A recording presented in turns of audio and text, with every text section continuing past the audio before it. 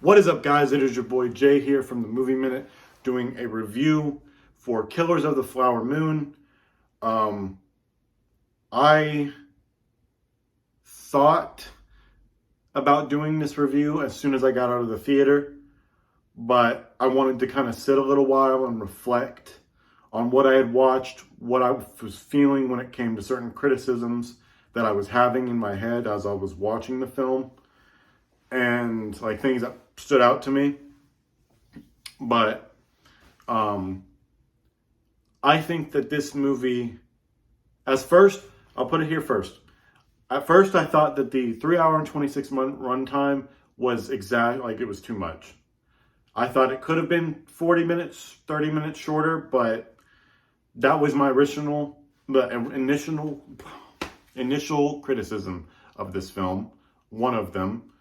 And I am going to go ahead and come back on that statement, because while there was a lot of scenes that I feel like could have been shortened, or we stuck too long on a certain scene, things like that, the more I thought about it, the more I'm like, why? The reason I didn't like those scenes was because they made me feel uncomfortable and unsettled, which, given the nature of the story, the harrowing and horrifying history that you're seeing on screen, the less that I felt like those scenes were unnecessary, because you're not supposed to feel good about those scenes, and so they kind of give you a moment to reflect on certain things, kind of like a pause, but within the film, so to speak. The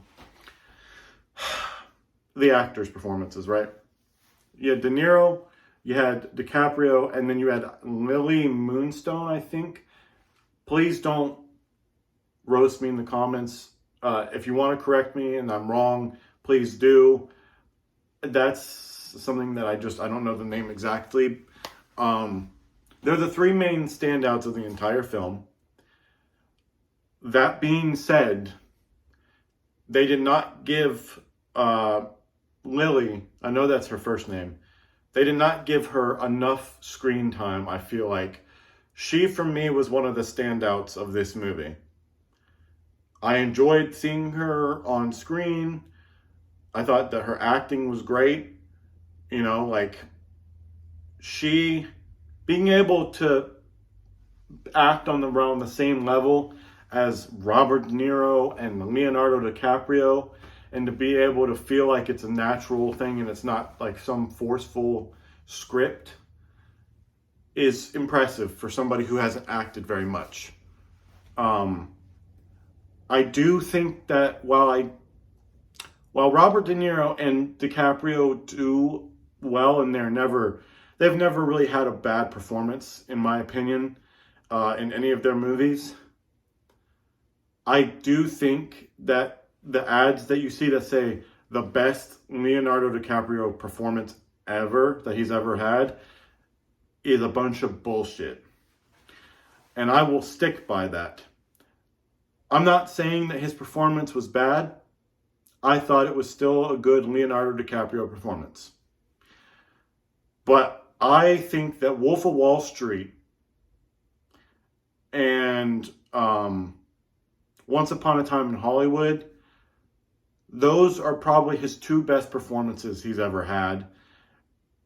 I'm not saying he won't ever have another one on those levels again, but to call this one the best he's ever done, critics, you need to stop giving yourself a hand. It's not doing any favors. I think the last thing I'm going to say, go see it. It is a good film. I'd still give it around a 4 in enjoyability. Well, I guess enjoyability is not the right term here for the kind of story that they're telling. 4 out of 5 in terms of engagement. I did not have a single moment where I was wondering when that movie was going to end. You do feel the runtime a little bit, unless you're super engaged and you block everything out that's going on around you. Then it might feel quicker. Don't watch this at home. That's all I can say. If you watch a movie of this length and the kind of film that this is at home, you're going to get distracted and it's going to take you forever to finish this movie.